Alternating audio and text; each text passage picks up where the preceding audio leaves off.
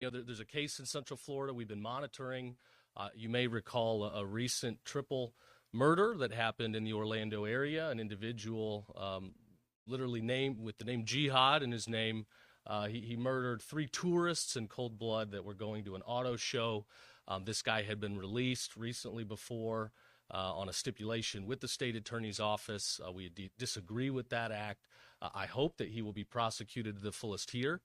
We see multiple second-degree murder charges that have currently been filed. That's not enough. I certainly hope it's going to go further. We would like to see the death penalty pursued, which will take a grand jury finding. So we will be watching very closely in this case. We need to set an example.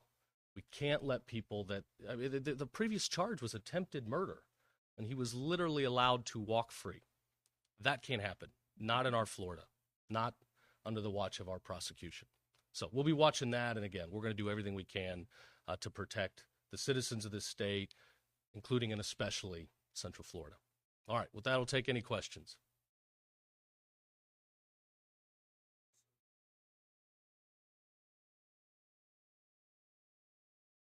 Gene, am I allowed to answer any of these questions? You want to? I get confused when it's a pending case, what I can say and can't say. I get in trouble on my own just enough. It'll be handled in the night judicial. Okay, night judicial circuit, yes.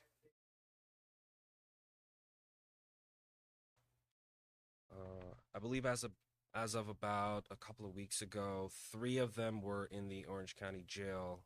I recently attended initial appearances for them a couple of weeks ago, and the other 3, I believe, are out of county, if I'm not mistaken. So, yes, the charges that they all face currently, either individually or in principle, would be grand theft charges, conspiracy to commit grand theft, and those are the charges. I think 3 counts were filed in an information recently.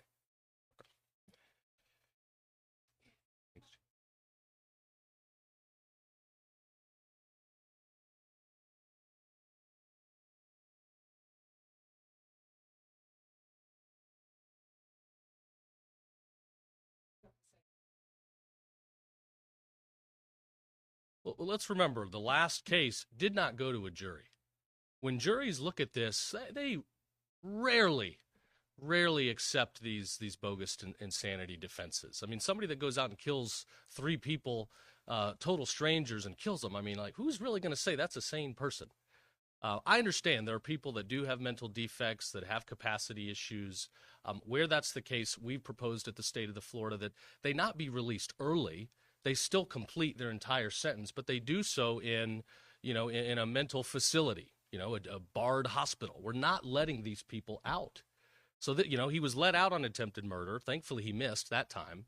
Then he goes and kills 3 people. We just going to let this guy out again because he claims he's insane? This is wrong.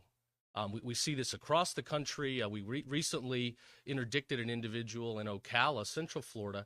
He had stabbed a 6-year-old boy in Kentucky multiple times in the head, killing him. And then he was allowed out in 7 or 8 years. So he came down to Florida where he had some family, and he got a residence right across the street from an elementary school. That's what we're dealing with in this country right now. Just before Christmas, an elderly woman in Palm Beach, North Palm Beach, shopping in a Barnes & Noble, random guy gets off a Greyhound bus from out of state, has a bunch of priors, stabs her. Again, total stranger, kills her at Christmas time. People have to be safe to go to a bookstore in Palm Beach County in a safe area. So we need to change this law. We need to make sure people that are found legitimately to have mental defects, under the Constitution, we cannot impose the death penalty if that finding has been made, but they should be locked up forever. We cannot risk our kids, our families being subjected to evil and violence. And we should not have state attorneys stipulating to these facts based on some expert that the defense attorney found. It was not a jury. All right, I think you guys have heard my passion on that. Yes, ma'am.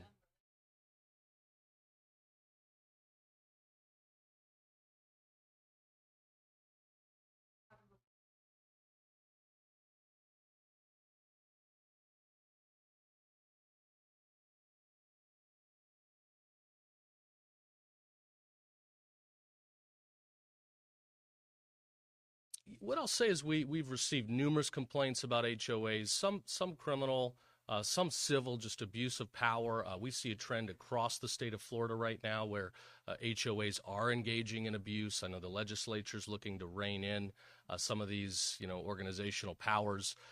We're investigating. Financial crimes continue to get more complex across the state, multi-jurisdictional, oftentimes including crypto and other foreign currencies.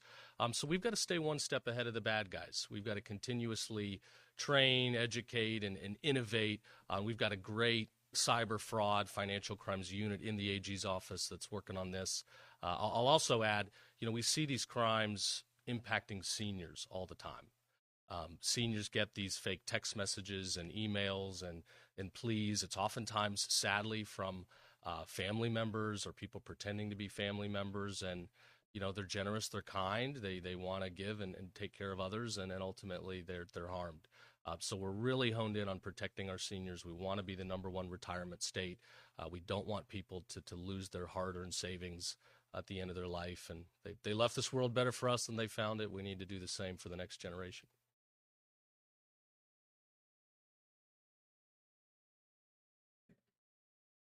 Yeah, my understanding is, it's a lot of, products sold in the supply chain, in commerce. Gene, I don't know if we can talk about any other specifics, but products you would buy, at various department stores and so forth.